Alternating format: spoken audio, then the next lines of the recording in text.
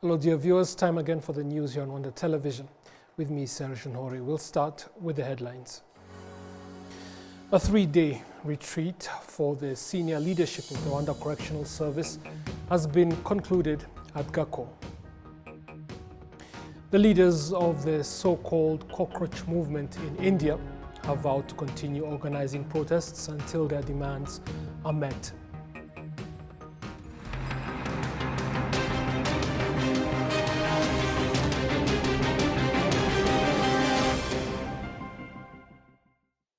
Now straight to the details. Thank you for taking the time to join us.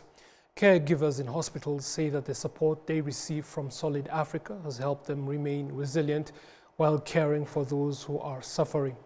During celebrations marking the 15th anniversary of the organization, the First Lady of Rwanda, Excellency Jeannette Kagame, praised Solid Africa's efforts and affirmed that the Imbuto Foundation will continue partnering with it to support vulnerable patients. Imbuto Foundation remains by your side. As long as there are patients and children to feed, you'll always find in us a partner and friends in this mission.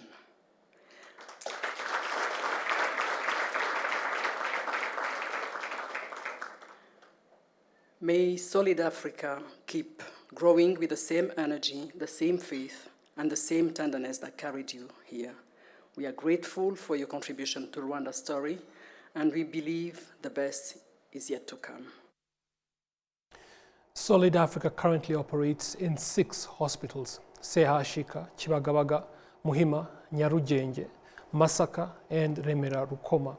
Its services are scheduled to continue to Bugesera Hospital in August. Now, as we continue with this edition of the news, let us inform you that Uganda's Chief of Defense Forces, General Muhoozi Kainerugaba, is in Rwanda for a 2-day visit.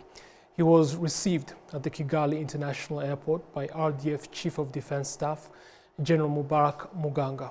The Ugandan general is scheduled to meet President Paul Kagame during his visit. Now, the Minister of Interior has called on the Rwanda Correctional Service to improve its operations and increase its contribution to the country's development by making better use of the resources and opportunities already at its disposal. Dr. Vincent Biruta made the remarks at the Rwanda Military Academy while closing a 3-day retreat for the senior leadership of the RCS. Officials noted that the retreat provided an important opportunity for self-assessment, particularly for the institution's senior leadership, who examined gaps in the services, operations, and adopted measures to address them. The Rwanda Correctional Service also plans to strengthen collaboration with partners, including psychosocial support providers and organizations that provide assistance for the rehabilitation and reintegration of former offenders. Minister Vincent Biruta assured members of the service that existing gaps will be addressed, while urging them to make full use of the resources and opportunities already available to them. During the retreat, participants discussed 12 agenda items and adopted a total of 48 resolutions, all aimed at reforming the institution's operations and improving service delivery.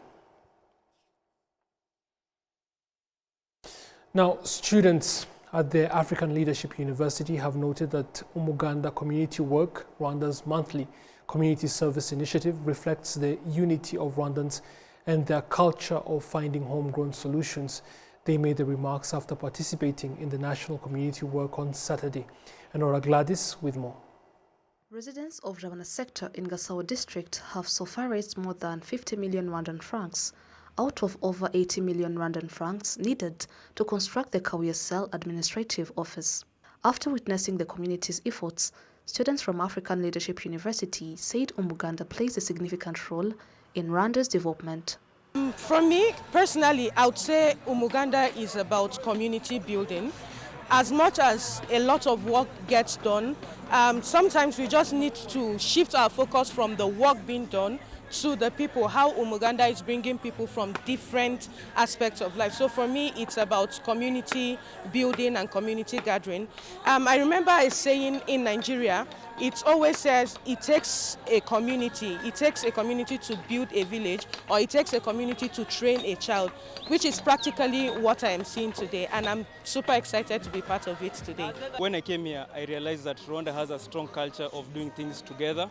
One of the things that I love is a concept called agashiro, where you have self-dignity, you come together, and you say that these are things that we can do on our own. Right now in Kabuye, we are doing some good community work here. People from everywhere has come. African Leadership University is always very involved in such activities.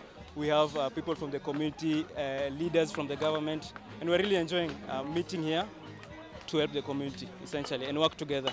Because in the university, and even as a Kenyan, I've seen a new culture here whereby things can be done together, things can be achieved together as a community, and this is something I'm going to take back. Africa Leadership University hosts students from more than 40 countries. The university's CEO, Sidi Lamini, says education should go hand in hand with understanding the culture of the country where students are studying. And our community goes beyond the university, so this is why we're here. We're here today to serve, to be a part of the community, to continue to be a part of the transformation and development of it. Well, you know, African Leadership Universities is an institution that is focused on leadership. And leadership starts with service, you know, so Umuganda is one of the examples of what we believe is African excellence in terms of solutions that are African born and bred. They resemble leadership and also service. You know, you cannot lead unless you are willing and able to serve and follow. Sudan's ambassador to Rwanda, Khalid Musada Fala, who also took part in the community work, says Umuganda offers valuable lessons to Sudanese students and members of this Sudanese community living in Rwanda. It means to us that we're here to learn from the good practices of Rwanda and the homegrown initiative and the communal responsibility to clean, to build, and getting together. And other meaning also in addition to this is about social solidarity and social integration. This is what we would like to learn from Rwanda, because we have a big community here, more than 5,000, 4,000 of them are students. They are here just to learn from Rwanda the good practices, the social responsibility, and the communal service that people should come together, participate, to deepen the social integrity and the social solidarity. We are impressed to see people from different walks of life. Residents say the donation of tools and equipment from African Leadership University has strengthened their efforts and will help them complete the construction of the Kawiesel office more quickly. Mountain gorillas, forests and wetlands are often seen as environmental assets, and rightfully so. However, the African Wildlife Foundation also points out that they also should be considered economic assets capable of creating jobs, wealth and investment. William Evans Mutabazi sat down for a conversation with the Foundation's Chief Executive Officer. Conservation is for people, and that's why for us, our principle at Africa Wildlife Foundation is that Africans need to lead conservation, Africans need to benefit conservation, and we need to do conservation by investing at the intersection between conservation and development. And all our strategies and approaches do that, centering people in the middle of conservation and development. And conservation becomes a business when it is improving people's lives, when it's improving livelihoods, when it's improving incomes, when people are participating in it and they're not protected away from it. I think Rwandans are going to get tired of me when I give example of Sakola, which is a community in Musanze, where 20 years ago we worked with the government and this community to build one of the first high-end lodges in Rwanda. And what the lodge has done is the lodge sits on an area about 16 acres, 20 to 16 acres, you know. When people were growing potatoes on this land, they were earning about $2,000 a year from potatoes. We worked with the government, we built a lodge there, and the lodge now pumps between $300,000 to $500,000 Just now, compare the lodge and the community. The investment in the lodge was about $0.7 million to build it. You know, but it pumps close to $500,000 annually into the community, into their livelihoods. It has changed their lives. That's on the ground, that's how it looks like. That people actually don't just come to dance for tourists. They don't come to sell small crafts for $10, $20. It's equity. They have shares. They own the lodge. And that's how ecotourism looks like. But the tourism is not the only thing that conservation contributes to. You know, people are going to do what we call wildlife economy. You know, sustainable agriculture is part of that. You know, agroforestry is part of that. People need to plant trees as a crop, as a cash crop. You know, the demand for firewood, the demand for construction materials, just here in East Africa, it's predicted that we don't have enough trees. We are running out of trees for construction alone. So it has to be a business. And that is conservation. So conservation is not about animals themselves. Animals are part of the ecosystem, but in nature is what we need to consider when we talk about conservation as a business. I think what Rwanda has done is brand Rwanda. It's huge right now. You can see what the brand has done here. You see how they're managing wetlands now here. You know, you close your eyes, you see that the air is cleaner, the water is fresher, people are healthier because of the environment, but also the supply, you know, agriculture is booming because of conservation. You know, so life becomes cheaper when we conserve. We don't conserve, things become scarce.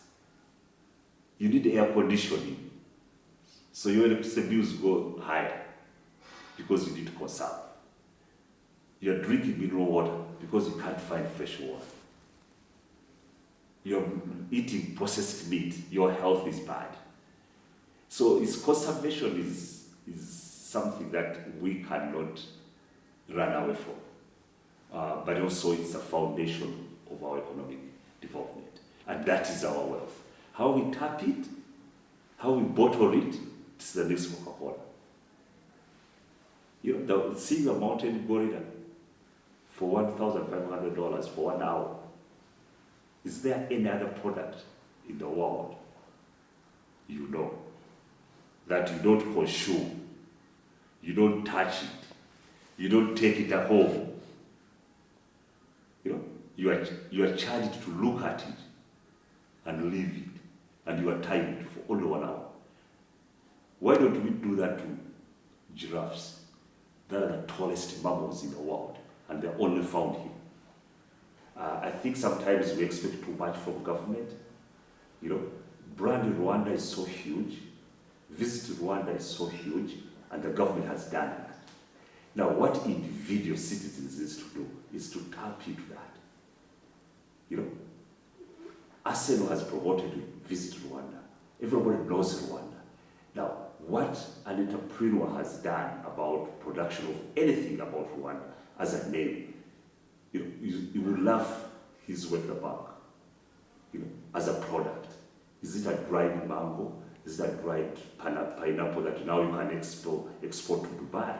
Because Emirates partnership with Visit Rwanda, Rwanda brand. So a mango made in Rwanda is going to be more known than a mango made from any other part of Africa because of the brand Visit Rwanda. That has already been achieved.